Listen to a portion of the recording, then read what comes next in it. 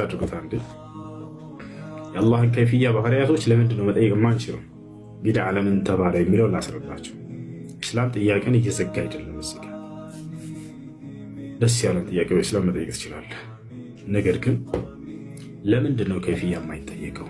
ሰበቡ ምንድን ነው? እንደው እንዳትጠይቁ ተብሎ ዝግት ስለተደረገ ነው አይደለም። ሰበብ አለው፣ ምክንያት አለው። የአንድን ነገር ከይፍያ ወይንም ሁኔታ ለማወቅ ሶስት ነገራቶች ያስፈልጋሉ ለመግለጽ ማለት ነው።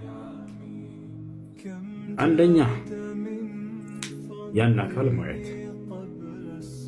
ወሀል ሁናከ መን ረአ አላህ ዐዘ ወጀል ላ። ለምሳሌ መልአክ አለ። መልአክም ክንፋማ ናቸው ብለን እናምናለን አይደለም? ክንፉ ምን አይነት ነው ከይፍያው ብለህ ብትጠየቅ ላ ያንን አናውቀው ከይፍያው እንዴት እንደሆነ ቦታቸው አለ። ለምን ያን ክንፉ ምን አይነት እንደሆነ ለማወቅ ያን መልአክ ማየት ይጠበቅብኛል አይደል እንዴ? ማየት ይጠበቅብኛል።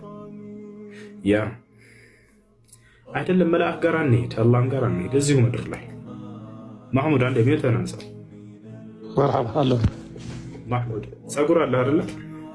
አዎ። አሁን ያ ጸጉር አለው። አሁን ልጠይቃቸው ጸጉሩ ረጅም ነው ወይስ አጭር? መልሱልኝ። የሚመልስልኝ ሰው ይኖራል አይኖርም? አይኖርም። ጸጉሩ አጭር ይሆን ረጅም? ምን ያስፈልገኛል? ያንን ለማወቅ ማየት ያስፈልገኛል። እሱ አይደለ ያቸው አይደለ? ወይ ማየት አለብኝ። ሁለተኛ ወይንም እሱ ሊነግረኝ ይገባል። ሶስተኛ ወይንም የእሱ ተወካይ የሆነ አንድ አካል ያየው አካል ሊነግረኝ ይገባል። አሁን ስለዚህ ስለ አምላክ ስለ አላህ ወይ ራሱ ልናየው ይገባል ከይፍያው እንዲህ ነው ለማለት፣ ወይንም እርሱ ቃሉን የገለጠላቸው ነቢያቶች ሊነግሩን ይገባል። ቦታቸዋል።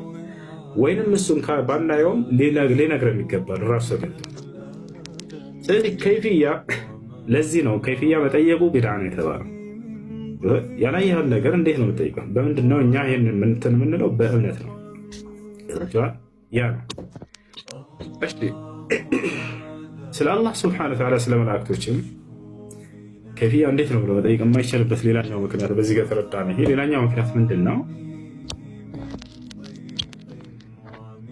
ስለ እርሱ ለምሳሌ ስለ ፀሐይ የምትባል ፍጡር እመኑባት አልተባለም አይደለም? ወይም ፀሐይ የሚባል ፍጡር እንዳለ እመኑ የሚል ቃል አለ በቁርአን ላይ? የለም። ለምን ከተባለ የምናየው ነገር ስለሆነ። ጨረቃ የሚባል ፍጡር እንዳለ እመኑ ተብለናል አልተባለም? ለምን? የምናየው ስለሆነ።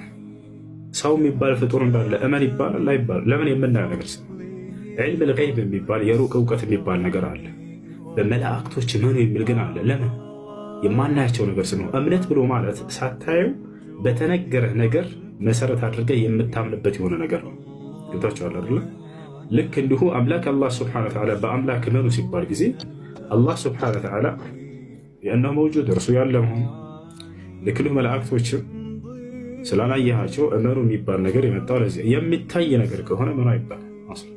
እንዳጠቃላይ የአላህ ስብሐነሁ ወተዓላ ከይፍያ ወይንም ሁኔታው እንዲህ ነው ተብሎ ለመግለጽ ሶስት ነገራቶች ያስፈልጋሉ። ወይ እሱ ልናይ ይገባል፣ ወይ ራሱ ሊነግረን ይገባል ስለ እንዲህ ነኝ ብሎ ከይፍያን፣ ወይንም የእርሱ ቃል አቀባይ የሆኑት እነዛ ነቢያት ብለን የምንጠራቸው በእርሱ ቃሉን የገለጠላቸው ሊነግሩን ይገባል። ይህን ከይፍየት ሲፋቲላህ ዐዘ ወጀል ላ ያዕለሙሃ ኢለላህ ወሱአሉሃ ሚነል ቢድዓ። ለዚህ ነው አይደለም ስለ አምላክ ስለ እርሱ በጠይቃቸው አትመልሱ ይላቸዋል አይደለም? ምክንያቱም እርሱ ቅድም ስጠይቃችሁ ጊዜ ማህሙድ ጸጉር አለው ወይ? አዎ አለው። ረጅም ነው አጭር? ማንም አያውቅም። ያን ለማወቅን ማድረግ አለብን። ከይፍያው ምን አይነት እንደሆነ ጸጉር ረጅም ነው አጭር የሚለውን ወይ እሱ ልና ይገባል፣ ወይ እርሱ ሊነግረን ይገባል፣ ወይ እርሱ የነገረው ሌላ አካል መጥቶ የማህሙድ ጸጉር እንዲህ አይነት ነው ብሎ ሊነግረን ይገባል። وهذه لم تحصل في الله عز وجل وفي الملائكة كذلك بل أمرنا أن نؤمن كما أخبرنا بالكتب التي أنزلها الله سبحانه وتعالى وبأنبيائه عليهم الصلاة والسلام. جبت على محمود؟ بارك الله فيك، الله يجزاك خير، الله يسعدك في مالك وأهلك وعيالك إن شاء الله.